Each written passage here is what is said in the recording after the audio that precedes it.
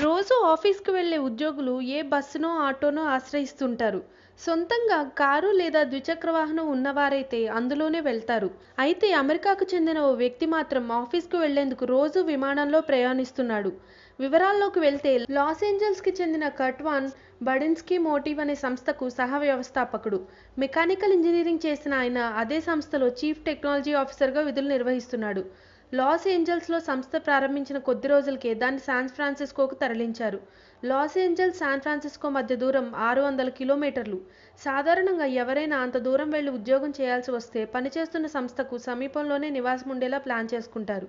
కానీ కర్ట్ వాన్ మాత్రం రోజు 600 కిలోమీటర్లు ప్రయాణించి విధులకు హాజరవుతున్నాడు. వినడానికి విచిత్రంగా ఉన్నా ఉదయాన్నే ఎయిర్పోర్ట్కి కారులో వెళ్లి అక్కడి నుంచి విమానంలో 90 నిమిషాలు ప్రయాణం చేసి శాన్ ఫ్రాన్సిస్కోకు చేరుకుంటున్నాడు. వారంలో 5 రోజులు కర్ట్ వాన్ విమానంలోనే వెళ్తూ ఆశ్చర్యపరుస్తున్నాడు. ప్రతిరోజు విమానంలో వెళ్లేందుకు గాను కర్ట్ వాన్ నెలకు ₹150,000 ఖర్చు చేస్తున్నాడు.